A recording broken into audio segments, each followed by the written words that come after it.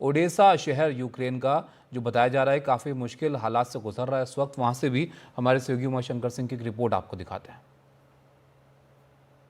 अभी लंच करते करते ओडेसा में हमें इस बात की जानकारी मिली है कि अगले कुछ समय में मैसिव अटैक रूस की तरफ से होने जा रहा है और इसलिए जो आगे का कार्यक्रम है उसको रोककर बस की तरफ भागने को कहा गया है ताकि हम शेल्टर में जा सकें।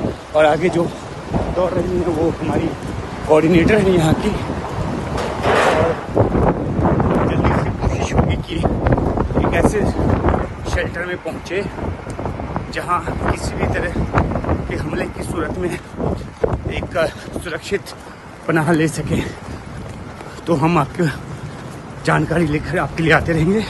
ओडेसा के साथ साथ पूरे यूक्रेन के लिए इस तरह का अलर्ट है। कहा गया है कि 300 के करीब प्रोजेक्टाइल्स जो हैं वो दागे जाने वाले हैं और एक तरह की इंटेलिजेंस रिपोर्ट है जिसके आधार पे जो लोग हैं वो अपने आप को शेल्टर में रखते हैं। तो यहाँ से बस लेनी है हमें और फिर शेल्टर में पहुँचेंगे। तो हम बस में आ गए हैं। अब यहाँ से एक नज़दीक के शेल्टर में पहुँचने की कोशिश करेंगे और फिर देखते हैं क्या होता है। ये एक म्यूजियम है और इस म्यूजियम के भीतर बताया गया है कि जो बंकर है वो ज़्यादा मजबूत बंकर है, तो यहीं पे हमें शेल्टर लेना है और इसलिए जो है बाकी के कार्यक्रम रद्द करके हमें यहाँ पे लाया गया है। रूस यूक्रेन युद्ध को लेकर दुनिया के तमाम देशों में ये डर फैला हुआ है कि क्या ये युद्ध जो है ये बढ़ जाएगा और किस तरह की स्थिति जो है वो इसको लेकर आने वाले वक्त में रहेगी। लेकिन हालात वहाँ पर ये हैं कि जब अलर्ट होता है तो लोगों को बंकर में जाकर सुरक्षित जगहें ढूंढनी पड़ती हैं। ऐसे में हमारे सहयोगी उमाशंकर सिंह की आपको एक और रिपोर्ट दिखाते हैं जो बता रहे हैं कि वहाँ पर जो स्थिति बनी हुई है उससे जो लोग हैं उन पर इस वक्त कैसी हालात जो है वो बनी हुई है। ओडेसा में जिस शेल्टर रूम में हमने पनाह ली उसको दिखाने की आपको कोशिश कर रहा हूँ कि कितनी गहराई में ये बना है। और ये बहुत पुराना शेल्टर रूम है।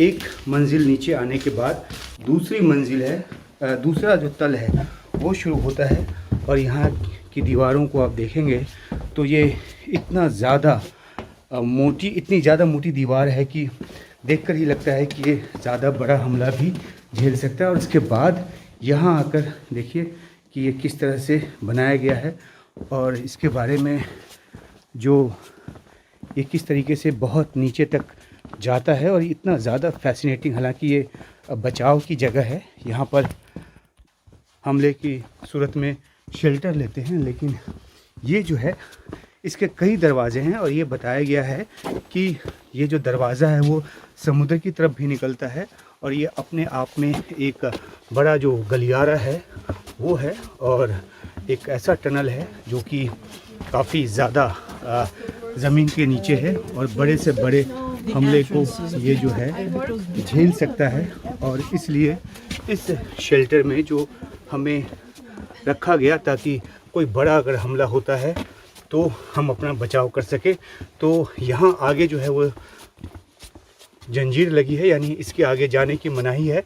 ये जो रास्ता है ये समुद्र की तरफ जाता है, ये बताया गया, और ज़मीन पे भी खुलता है ताकि अटैक होने के बाद अगर कोई इस गुफा में है, इस सुरंग में है, इस तहखाने में है, तो जो रास्ता मुनासिब लगे उस रास्ते से वो निकले। ये देखिए ये दूसरा रास्ता है जो एक दूसरी तरफ खुलता है और ये शायद ज़मीन की तरफ जाता है, ये बताया गया।